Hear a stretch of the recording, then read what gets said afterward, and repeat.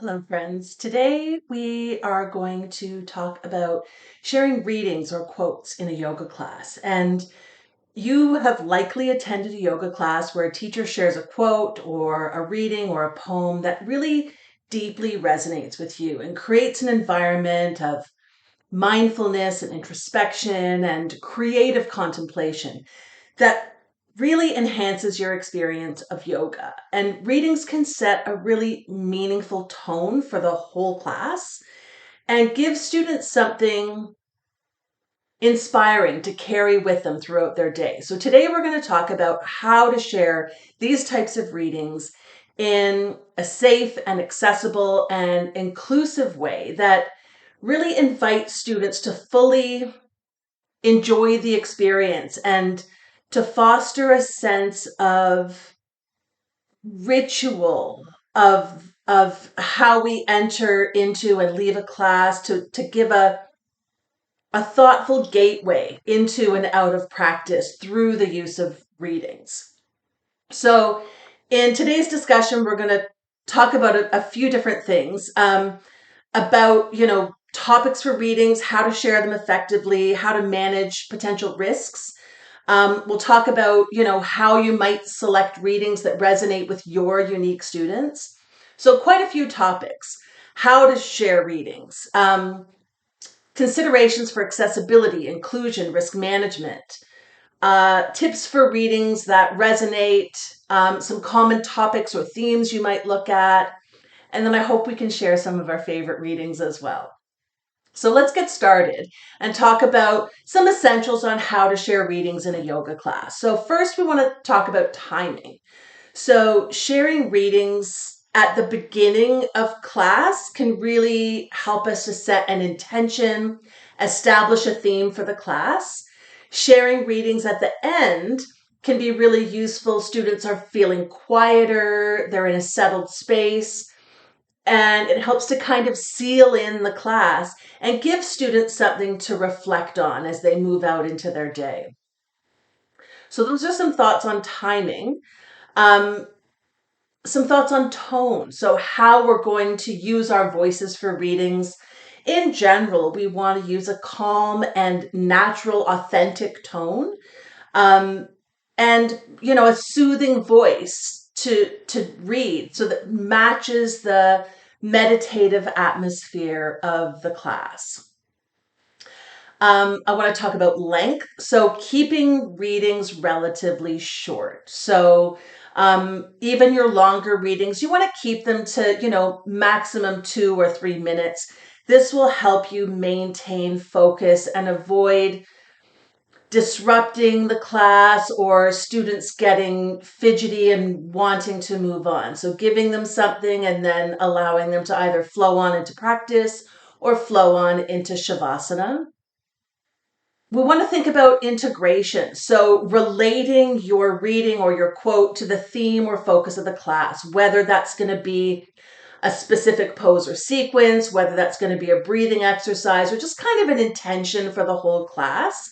Because you might theme your class around your reading or quote, sharing it maybe at the beginning with maybe a short explanation or discussion about how it relates to today's practice, then maybe sprinkling some reminders on the theme throughout the practice, and then bookending your class with another reading or quote or some thoughts on how you might take that inspiration or those thoughts out into your life.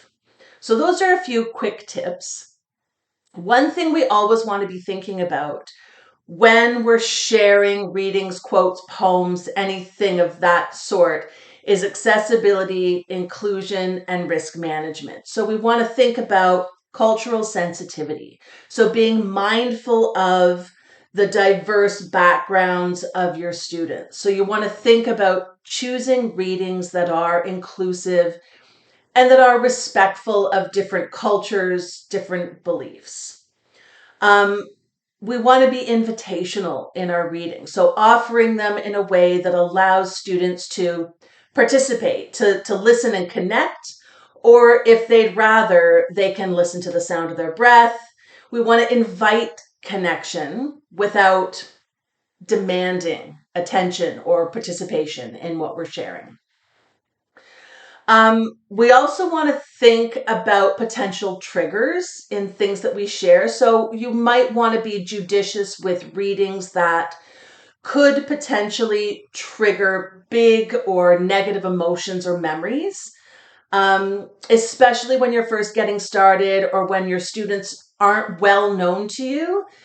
You might lean towards readings that have more uplifting, more positive messages, or at least neutral messages. And of course, thinking about appropriateness. So ensure that the content is appropriate for this audience and for this environment. Whether that be a yoga studio, a gym, or in an institutional setting like a school or aged care. We do want to take care with controversial topics or overly personal topics. So those are some things to think about to ensure that your readings are going to be safe and inclusive and accessible for everyone. Next, I want to talk about a few tips for sharing readings that will resonate with your students. And the first is personal connection. So you want to share readings that you personally resonate with. Your general connection to the theme, to the reading, to the quote can be felt by students and is a way for you to share a little bit more of yourself and your passion for yoga and your feelings for the theme with your students. You want to know your audience, so really consider the demographics, the background, the preferences of your class, and choose readings that are more likely going to resonate with them. Um, you might think about how students are going to reflect on the practice. So choosing readings that align with the day's practice that are going to help to reinforce the physical and mental benefits of the class. You want to choose readings that invite reflection. So encourages students to reflect on the reading and how it might relate to their own lives, to their own practice, to the things they're wondering about, the questions they're asking, the themes that they want to explore. And you might ask them to carry the messages or the themes or the ideas that the themes have invited with them throughout their day. So taking yoga off the mat and into their world. And lastly, think about perhaps creating a routine or a ritual around sharing readings. So making readings a regular part of your class, something that your students become accustomed to, get to look forward to, kind of a tradition in your class, maybe even something that your students can contribute to. So bringing in their own readings to share or to have you read to the class. So creating kind of a tradition around sharing readings. I remember going to a class years ago with a teacher who always shared a reading at the end of class. And it's something we all really looked forward to. We'd nestle down, getting ready for Shavasana and enjoy this beautiful reading and then let that flow with us into Shavasana. So that might be something for you to consider. So how do you find readings for a class? There's tons of books out there with collections for readings for yoga or mindfulness or meditation. Lots of websites, so you can do a search for a specific writer or a specific theme. For me, I read a lot. So when I find something in a book, I take photos of the page that I think I might want to consider. And on social media, I follow a lot of poets and writers and philosophers and libraries and poetry accounts. And so I keep a file of screenshots of things that I like that I might want to weave into my classes at some point.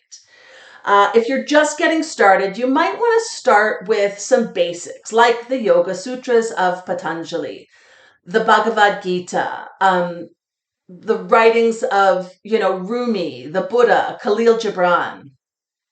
From there, you might branch out into more popular or familiar writers like Maya Angelou or Langston Hughes or Walt Whitman. Mary Oliver, the Dalai Lama. And from there, you might start to explore more modern writers on yoga, mindfulness, meditation, personal growth, people like John Kabat-Zinn or Melody Beattie. You might also look at like Zen stories or parables, which can help illustrate a theme or a focus for a class. And I know some of these are quite well worn, but you and your students still might find them enlightening. The really common ones are the two wolves or two dogs story, the cracked water pot story, the good luck, bad luck farmer, the donkey and the well. But there's tons of Zen stories and parables out there for you to explore that might tie into a theme or a topic that you want to be exploring in your class. And you also might explore the use of poetry, particularly as an entry or exit from Shavasana. I really love the use of poetry in these moments. I find that it gives people a space to either choose to pay attention or just float off into relaxation if they prefer. So it creates a more invitational environment for people to partake or not. Um, and using poetry in a yoga class can create a really reflective atmosphere. Poetry invites us to deeply connect, and the rhythm and language of poetry can really inspire mindfulness and can evoke emotion and promote introspection and a sense of peace or a sense of connection. Um, But having said that, it's good to remember that because poetry can really inspire emotions, not all poetry is suitable for all classes. In my own practice, I love to use poetry, but it often brings me to tears. Not that emotions are a bad thing, but consider your responsibility as a teacher for eliciting emotional responses from students in moments of vulnerability, like Shavasana. So that's something to think about. So finally, what do we do with all the resources we've gathered? Save them. Keep a file, write them out in your yoga journal, screenshot them and make an album specific to your readings, whatever works for you. In my own practice, I prefer not to use my phone in class to read a quote or a story. So a journal or a notebook might be a good choice in that space. So those are some things to think about. Um, what are some common topics for readings or quotes in a yoga class? Um, First and foremost, I think mindfulness and present momentness are really great topics to be bringing to yoga class. Quotes on being present in the moment. Popular authors on this topic, if you want to be writing these down or check the transcript of this discussion, I'll have them written out for you. Popular authors on mindfulness, Thich Nhat Hanh, John Kabat-Zinn, Mary Oliver, Alan Watts. Uh, Another topic, compassion and kindness. So poems or quotes that emphasize compassion towards ourselves, compassion towards others. Popular authors on this topic are Pema Chodron, the Dalai Lama, Maggie Smith, who's a poet. Gratitude is a great topic. So the power of gratitude or affirmations. Popular authors on gratitude are Melody Beattie, Brene Brown. Another topic is letting go. So the importance of letting go of emotions, letting go of stress and tension. Popular authors on letting go and surrender and release are like Jack Kornfield, um, Alexandra Vassilou, Tara Brach. Another topic, balance and harmony. So finding balance in life, finding balance in practice is a great way to weave those together. Popular authors on balance and harmony are Lao Tzu, Langston Hughes, Robert Frost. Inner strength and resilience, so overcoming challenges, exploring your inner strength. Popular authors are Nelson Mandela, Maya Angelou. A few more topics. Connections with nature. So, especially themes that connect the practice of yoga with nature or the natural world. Authors on that topic you might explore are Mary Oliver or Rumi, my cat. One more, self-love and acceptance. So popular authors on self-love, acceptance are people like Maya Angelou, Melody Godfrey, the poet Rupi Kaur. So those are some topics that you might explore, some authors that you might explore, see if you can find something there. Um, Finally, I want to talk about theming a class, and I'll give you some sample readings and quotes for this that you can play with. You'll of course find your own rhythm, your own quotes, your own readings, but these are just some ideas. So when you're theming a class around a particular topic, having I find that having a rhythm of like a shorter quote or idea to begin the class, introduce the theme, talk a little bit about that theme, and then another quote or a longer reading at the end of class is a great way to bookend your class with your theme and give students a few ideas to think about through the practice.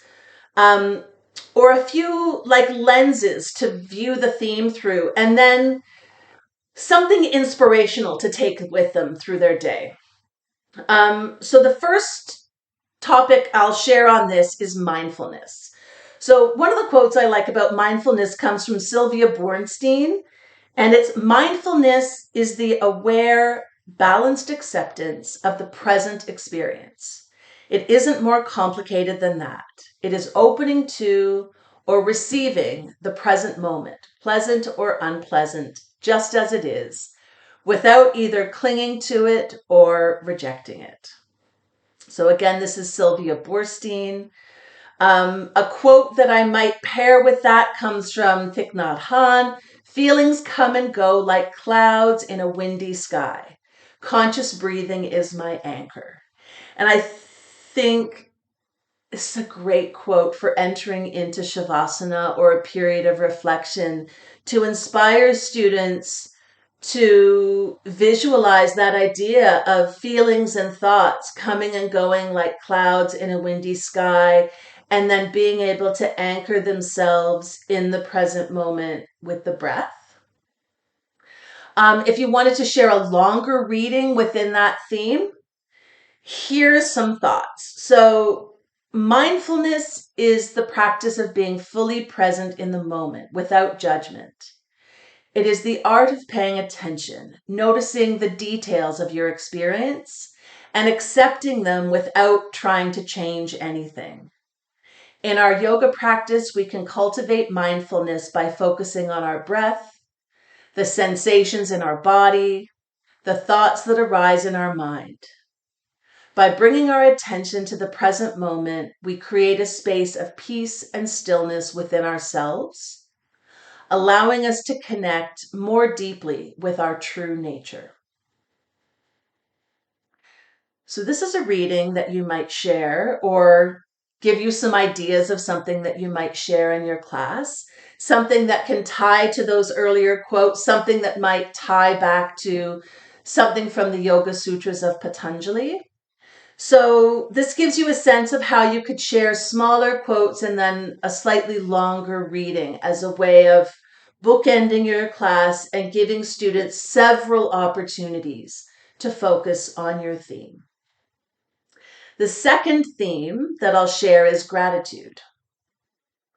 And the first quote I have for that is from Aesop, which is gratitude turns what we have into enough.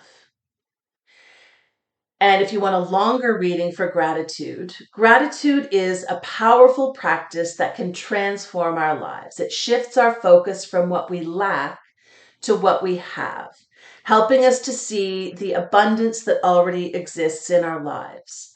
As we move through our yoga practice today, cultivating an attitude of gratitude for our bodies, our breath, the ability to practice.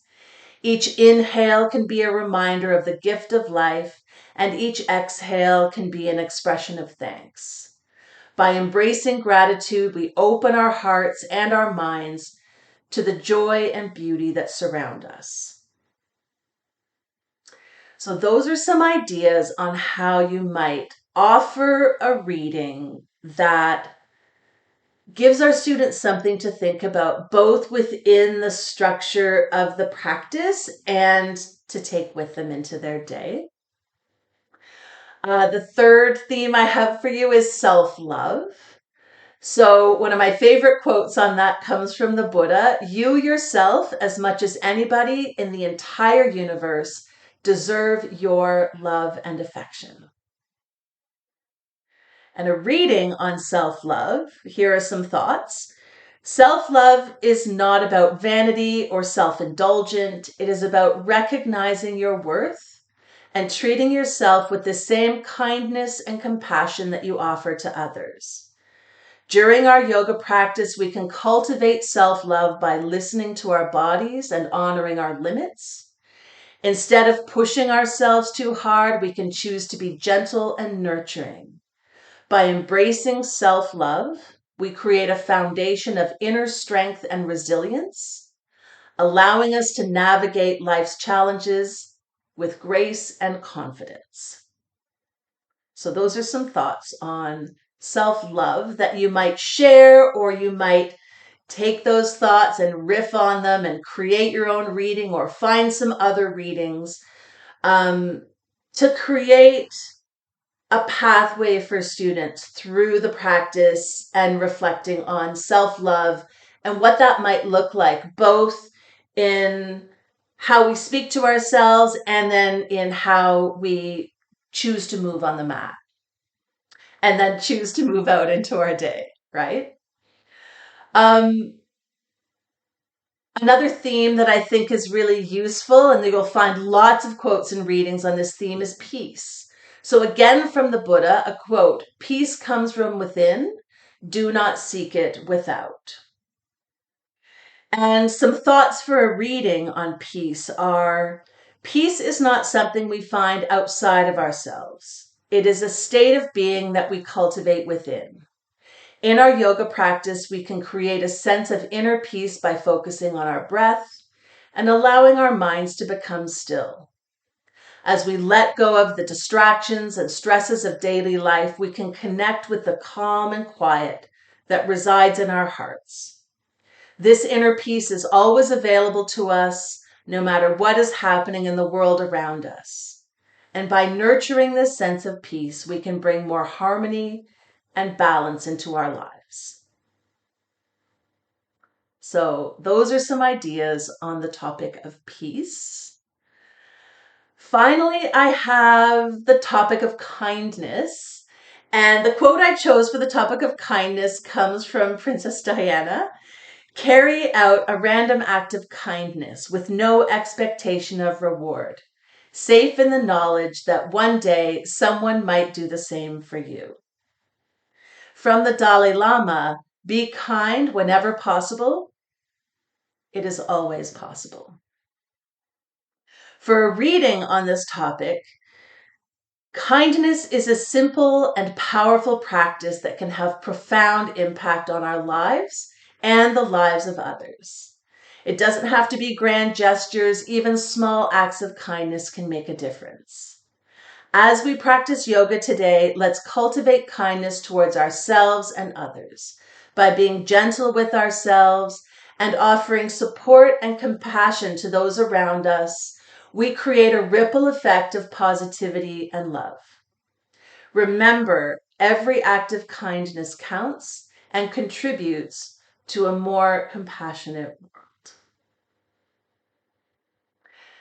So those are some thoughts and readings on kindness.